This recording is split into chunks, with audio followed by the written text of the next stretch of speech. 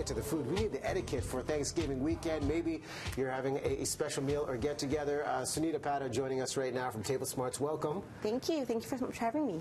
Okay, so we've got 4 beats that we are going to cover off for that special meal. And the question I'm always asking, and people are always asking, if we're going to be a guest, what gift do we bring? Okay, so that's a great question. I always recommend to stick with, for example, a bottle of wine. And if you bring a bottle of wine, keep in mind that the host is not obliged to open that bottle of wine for that meal because they might have already gone ahead and paired their wines with specific courses that they're serving. So bring a bottle of wine, but keep in mind it may or may not be opened. And if you want to go with a different type of gift that you know will not conflict with their menu, you could always go with a good quality candle or a floral arrangement, something that you know is not necessarily going to conflict with the menu. And how do you choose the right wine? Because you don't want to come off as cheap, but you want to give them something nice. What's the best way to go? Okay, that's a great question. Now, I refrain from putting a price on wine only because we know that a good quality wine does not necessarily mean the most expensive bottle of wine. So what I would recommend is do your research, find out what the host likes, and if you've gone on a trip recently to the Okanagan, you brought some bottles back, that's a great way to present a gift which has a story and has that little bit of sentiment with it. Nice personalizing the experience. By the way, these are not drinking glasses, this is decorative? These are just decorative, yeah, absolutely. Otherwise I'd be like, happy hour is good at her place. We are coming over on the weekend. Seating arrangements, how do we lay out the table of who goes where? Okay, so if you have a larger Thanksgiving party with multiple social circles, I recommend to use place cards. And the reason for that is because you can avoid having cliques at the table.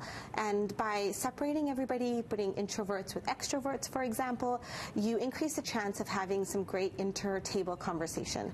And then, of course, if it's a casual family dinner, you can still go ahead and use place cards, especially for a special event like Thanksgiving, and maybe separate those who want to may not necessarily be great together.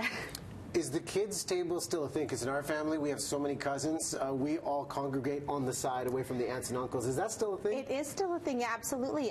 Parents might even choose to feed younger toddler children earlier and then work towards their own dinner afterwards. And if that's the case, I always recommend using an activity to keep the kids entertained, creating little goodie bags, for example. And then you can fill them with some activities, quiet activities, of course, for those toddler, younger children. For older children, however, I do recommend integrating them into the table conversation with the adults. So, for example, you know, in our dining and social etiquette class, we focus heavily on how can older children contribute to the conversations at the table and be part of the adult atmosphere. So absolutely think about conversations that can help bring everyone together. And what do you suggest for them for, you know, say if they're in their teens, you want them at the table of what the contribution is they can bring?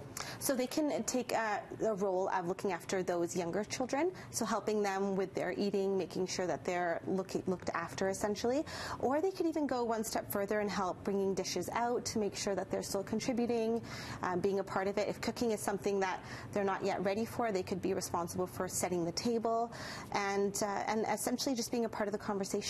Okay. Yeah. What do you say if you're the guest that is watching all of the work being done, and all the aunties and uncles in our family, you know, they're working hard in the kitchen, and they say, you don't need to do anything, and then I feel guilty. How do you be a good guest? Okay, so there are some people who would prefer to be responsible for what comes in and out of the kitchen, and that's completely fine.